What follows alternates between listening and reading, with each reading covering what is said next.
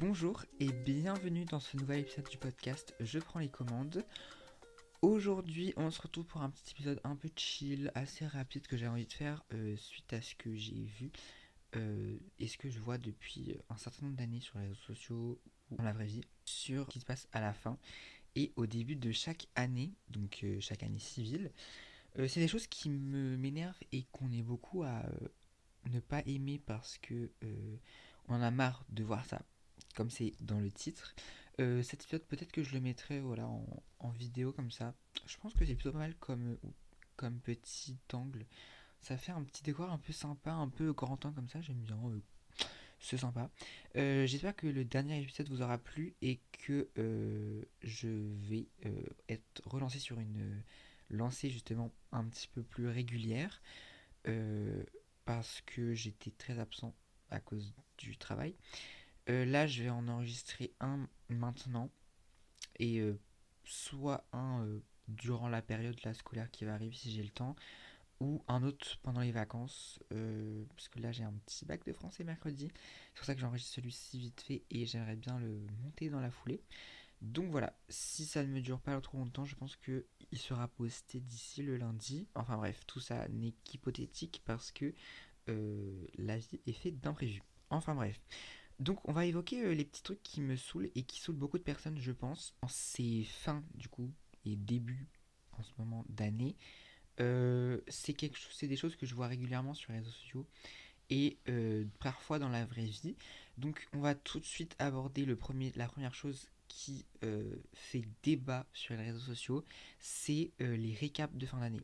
Alors, vous savez, c'est les influenceurs qui font des petits reels ou des publications ou des TikTok ou que sais-je sur leur année 2024, là c'était 2024, une année remplie de bonheur, de partenariats, de production, de découvertes, de voyages, enfin bref, qui résument leur année en une petite vidéo, genre de entre 30 et 1 minute, voire 1 minute 30 à peu près, pour montrer aux gens ce qu'ils ont pu accomplir cette année. Alors ça a deux côtés. Ça a un côté positif et un côté plus négatif. Le côté positif, c'est pour les personnes qui ont une vision de la vie qui s'inspire de ces personnes-là, donc qui s'inspirent de ces personnes-là pour évoluer en bien dans leur vie, donc qui sont toujours à la recherche de la meilleure version de soi-même, entre guillemets. C'est une expression un peu problématique évidemment, mais voilà, c'est des personnes qui sont inspirées à devenir meilleures selon elles. Et il y a le côté plus négatif de la chose, c'est le fait que justement des personnes n'aient pas vécu une année folle.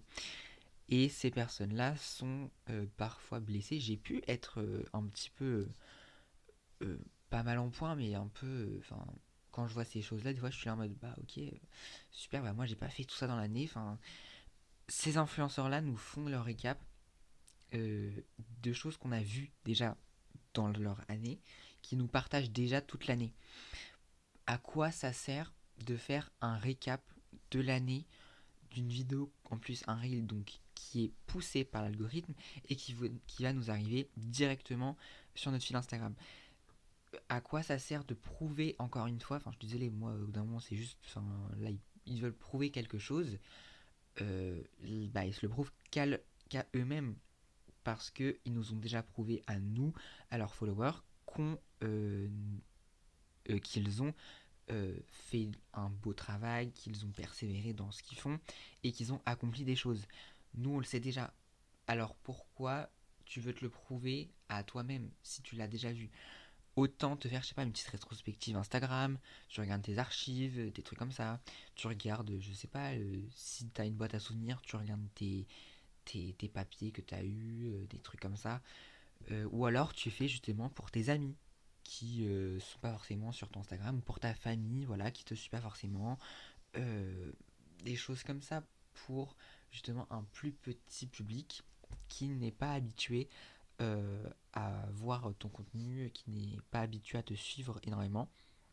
Parce que tes followers savent déjà et ça tombe entre les mains de personnes qui sont pas forcément followers de la personne et qui vont pas juger, mais émettre un jugement assez, parfois négatif envers ces vidéos-là. Parce que on n'a pas forcément envie de voir ça, parce que on n'a pas forcément passé une bonne année 2024. Et ces, ces vidéos-là avaient été, je m'en souviens, critiquées par la youtubeuse Shera, donc que je ne suis plus actuellement, parce que si vous ne savez pas, elle est très problématique. Je vous invite à aller voir la vidéo de Sid UZL qui a fait une grosse enquête sur elle. C'est vraiment super bien détaillé, elle a toutes les sources et tout. Bref, petite parenthèse, je reviens de cette parenthèse là. Mais du coup, elle avait fait une petite prise de parole où elle disait que les youtubeurs et les créateurs de contenu en général devaient s'efforcer de diminuer ce type de contenu là parce que ça venait toucher euh, négativement la santé mentale des jeunes qui sont parfois un petit peu instables mentalement ou qui ont juste euh, des passades ou des moments où ils vont pas forcément bien. Souvent ça arrive à la fin de l'année euh, à cause de ces vidéos-là qui nous font limite culpabiliser parce que nous, on n'a pas passé une année aussi riche et autant en couleurs que ces personnes-là sur les réseaux sociaux et qu'on n'a pas forcément toutes ces tonnes de photos, de voyages, d'objets, de tout ce qu'on a acquis pendant l'année. Et ça fait, oui, vraiment culpabiliser. C'est ce qu'elle avait dit dans sa prise de parole. Et donc, je vois des créateurs de contenu qui commencent vraiment à diminuer. Je peux parler par exemple, là j'ai vu récemment Lina Situation en cette fin d'année, des personnalités que je suis sur Instagram qui font uniquement une petite story ou une publication avec une photo par mois. Ce que je trouve un petit peu plus raisonnable parce que ça arrive moins aux yeux des personnes qui ne sont pas leurs followers et qui pourraient plus comprendre la chose. Même moi, je fais juste une story. Enfin, je me casse pas la tête à faire tout un truc. Voilà, je mets une petite story avec les moments forts de l'année 2024. Voilà quoi. Je ne fais pas un big reel comme certains youtubeurs ou créateurs de contenu peuvent faire. Euh, voilà, sur Instagram, en plus, on sait que ça peut arriver aux yeux de tout le monde. Mais nous, voilà, une petite story, une petite publication qui retrace les photos, les moments importants du mois ou de l'année, je trouve ça plutôt pas mal et moins impactant sur les réseaux sociaux. Après, pour des plus petites communautés ou pour une entreprise qui a besoin de retracer son année ou des choses comme ça, euh, je trouve que ça peut être pas mal aussi pour justement attirer dans un autre sens des followers. Mais pour une personnalité, on souffle quoi, on en a marre, ça fait un petit moment que c'est un peu controversé ces récaps de l'année là. Donc moi je trouve qu'on devrait un petit peu arrêter ce genre de choses ou se restreindre à des stories ou à des publications un peu plus banales et un peu moins impactantes. Ensuite sur la fin d'année toujours, c'est la deuxième chose principale que j'avais à vous dire dans cet épisode, c'est la soirée du Nouvel An. Alors c'est un sujet qui euh, je suis plutôt satisfait de ça, ça s'impose un peu plus en ce moment sur les réseaux sociaux. Le fait de pas forcément fêter le nouvel an, de pas forcément faire une fête, de pas forcément faire une soirée, euh, parce que ça peut être culpabilisant pour certaines personnes. Moi je sais que ça fait 2 ans que je le fête, bon l'année dernière j'étais malade, mais ça fait 2 ans que je le fête en petit comité chez mes grands-parents. Bon, parce que mes parents font quelque chose à côté, mais voilà, je suis pas forcément à des soirées, à des trucs comme ça. Mais en fait, moi, j'ai envie de me résoudre au fait que c'est nul, je fais rien, tout ça. Mais au final, si je réfléchis bien, si je fais une soirée ou je sais quoi, je ne sais quoi, il n'y aurait pas énormément de monde parce que c'est aussi compliqué d'organiser quelque chose comme ça parce qu'il faut trouver les bonnes personnes, celles qui sont disponibles, celles qui font pas déjà quelque chose à côté, celles qui s'entendent bien, et puis je pensais aussi à la musique par exemple. Bon, c'est un sujet très futile, mais la musique, ça c'est les goûts et les couleurs, c'est très différent. Mais enfin, je vais pas du tout avoir les mêmes goûts musicaux que même mes amis. Enfin, on n'a pas du tout les mêmes goûts musicaux. Euh, donc ça aussi, c'est un sujet sur lequel c'est compliqué de s'entendre, vous voyez.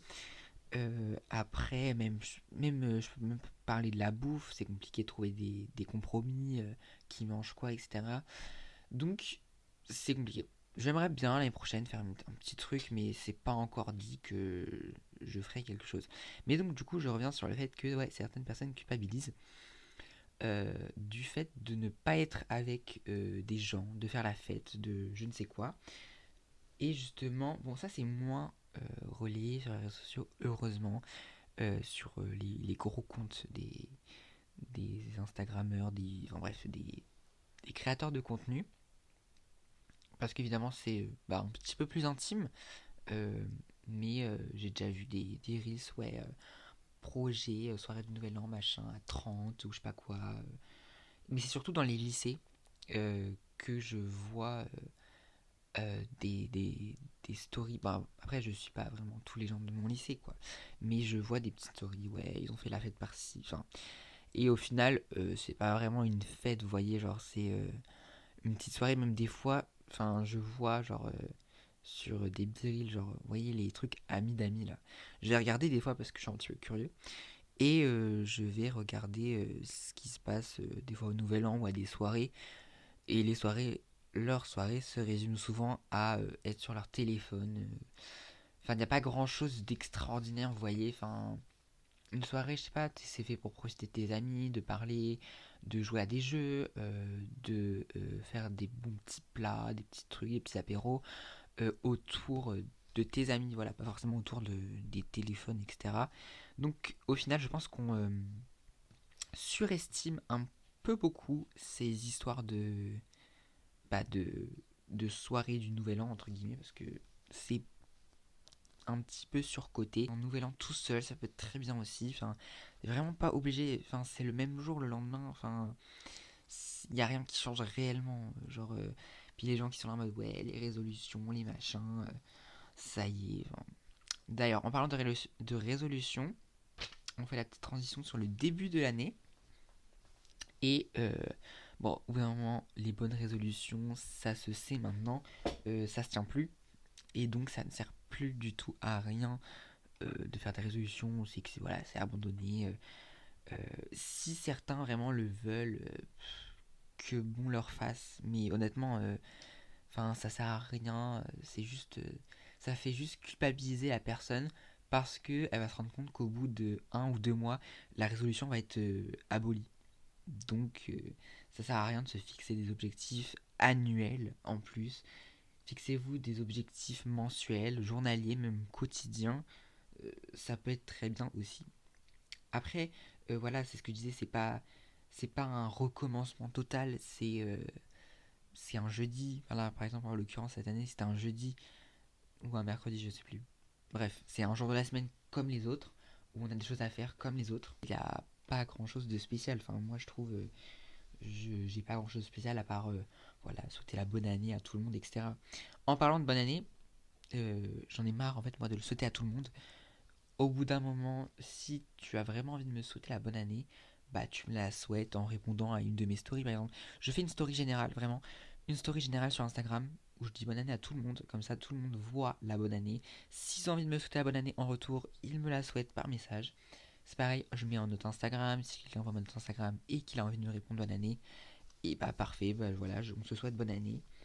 Pareil sur WhatsApp, je mets un petit statut, voilà, histoire de, mais c'est rarement sur WhatsApp, enfin en plus maintenant qu'on se souhaite la bonne année. Mais voilà, ou surtout je fais sur les groupes aussi. Comme ça c'est plus pratique, c'est plus rapide et on se casse pas la tête à envoyer à 15 000 personnes. Je m'en souviens une fois j'avais envoyé à, je sais plus, peut-être presque tous mes contacts. Des gens qui m'ont pas répondu, évidemment. Des gens qui m'ont embrouillé. Je m'en souviens d'une histoire comme ça. Faudrait que je retrouve les conversations parce que ce serait vraiment drôle pour un petit épisode anecdote ou je sais pas quoi. Euh, et voilà quoi, ça sert à rien de souhaiter la bonne année à des gens à qui on parle pas toute l'année et juste en ce 1er janvier, on va souhaiter la bonne année. Ça sert vraiment à rien. Souhaitez la bonne année aux gens qui vous sont chers. Et au pire, c'est pas grave si vous votez pas à vos amis tout de suite, vous leur souhaiterez quand vous les reverrez à la rentrée en vrai. Enfin voilà, moi je sais que j'ai pas envoyé à tout le monde, mais quand on s'est retrouvé à la rentrée au lycée, bah j'ai dit bonne année à tout le monde, même à ceux à qui j'avais envoyé un message. Vraiment, ça c'est pas grave du tout. Enfin, c'est rien de pas souhaiter la bonne année à un ami, d'avoir oublié, c'est pas grand chose, tu le revois après. Donc bon. Et après, je voulais aussi évoquer ce qu'on a beaucoup sur Instagram, euh, oui sur Instagram, qui est basé sur Pinterest, c'est tout ce qui est mood board, phrases de motivation, blablabla, blablabla. Euh, pff, on en a marre aussi, hein. Franchement, on en a marre de voir des gens qui sont là, qui veulent romantiser leur vie à tout prix, parce que on va faire un petit mood board. Enfin, ça pareil, ok, c'est bien, c'est un contenu sympa pour les. En vrai de vrai, moi, ça me dérange vraiment pas. Mais je regarde les échos que ça a sur Instagram, sur YouTube, sur les réseaux sociaux. Et ça a parfois des impacts négatifs encore envers les personnes qui vont justement culpabiliser du fait de ne pas faire de mood board, de pas prendre de résolution, de pas se motiver. Enfin, c'est pas grave du tout si on fait pas de mood board, si on se motive pas, si on se fait pas des petites listes tous les jours, des petits machins comme ça. Enfin, c'est pas grave du tout parce que souvent les mood boards c'est bien si vraiment, encore une fois, je le répète, mais c'est pour les personnes qui veulent vraiment suivre l'exemple de ces personnes-là sur les réseaux sociaux, se motiver à fond, blablabla. Le mood board, tu l'as dans ta tête en permanence. Alors, ok, c'est bien de l'afficher tout le temps, enfin, si t'as envie, mais enfin, le principal, c'est de l'avoir dans la tête, d'avoir tes objectifs dans la tête. Si tu les as pas sur du papier, si tu les as pas sur un grand cadre avec écrit des choses, avec écrit des citations, avec des images de Pinterest, etc. En plus, enfin, pas superficiel, mais parfois ça l'est un petit peu. Donc voilà, c'est pas grave si vous faites pas de mood board, de trucs comme ça pour vous organiser en cette nouvelle année. Vous pouvez vous organiser à n'importe quel moment. Enfin, faut pas attendre le mois de janvier ou le mois de septembre pour reprendre tout à nouveau. Enfin, ça dépend. Si vous avez des obligations professionnelles, en vrai de vrai, oui. Mais enfin, on peut se reprendre en main, si on peut appeler ça comme ça. On peut se reprendre en organisation, en truc comme ça. Bon, ça veut rien dire, mais on peut se remettre à zéro un petit peu quand on veut, quoi. Au final, le principe d'une année, c'est superficiel. Enfin, c'est pas la fin du monde si tu te reprends en main, je sais pas, le 22 mars au lieu du 1er janvier. Enfin bref, voilà pour cette petit épisode. J'espère qu'il vous aura plu. Moi, j'avais besoin d'exprimer ça et je pense que pas mal de personnes partagent mon avis parce que on en a marre de se faire un petit peu écraser par les codes de la société et de toujours devoir obéir à des choses qu'on n'a pas forcément envie de faire. Donc voilà, si ça vous a plu, n'hésitez pas à liker ce petit épisode, à vous abonner, à mettre 5 étoiles sur Spotify. J'ai toujours pas compris comment ça marchait les 5 étoiles, mais écoutez, mettez les étoiles sur Spotify si vous avez envie. Moi, je vais vous laisser là.